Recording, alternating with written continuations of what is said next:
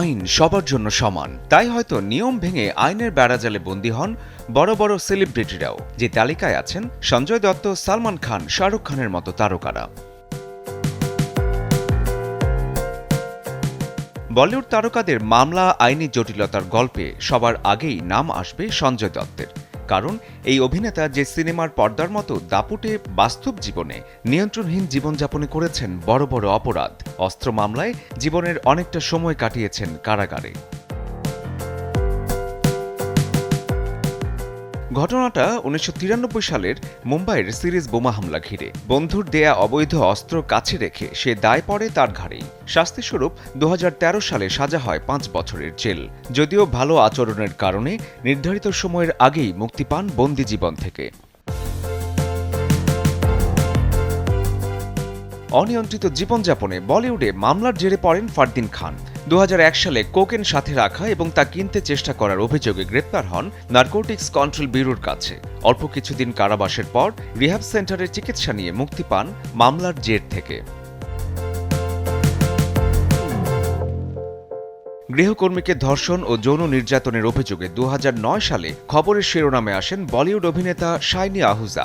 বছর ২ পর ২০১১তে দোষী সাব্যস্ত হন আদালতে এবং সাজা দেয়া হয় ৭ বছরের। যদিও জামিনে মুক্ত হয়েছেন তিনি এবং মেনে চলছেন আইনি সকল বিধিনিষেধ।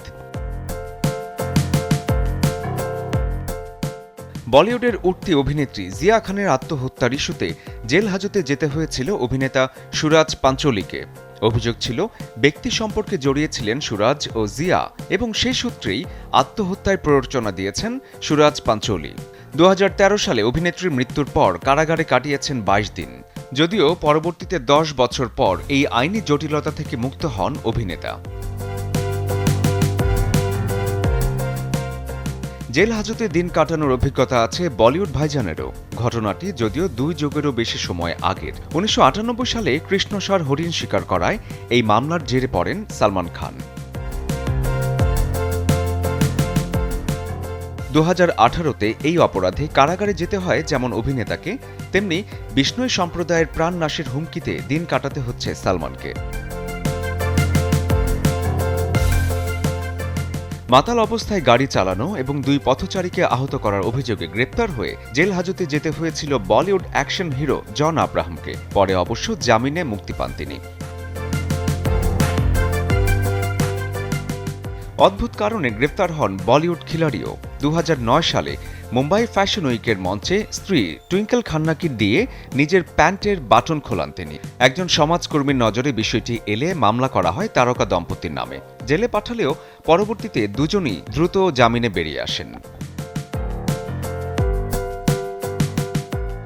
এছাড়াও পারিবারিক জটিলতা আইনের জেরে পড়েছেন নওয়াজউদ্দিন সিদ্দিকী। ধর্ষণের অভিযোগ আছে অভিনেতা ইন্দ্র কুমারের বিরুদ্ধে। সাইফ আলী খান রেস্তোরাঁয় মারামারি করে হয়েছিলেন আটক।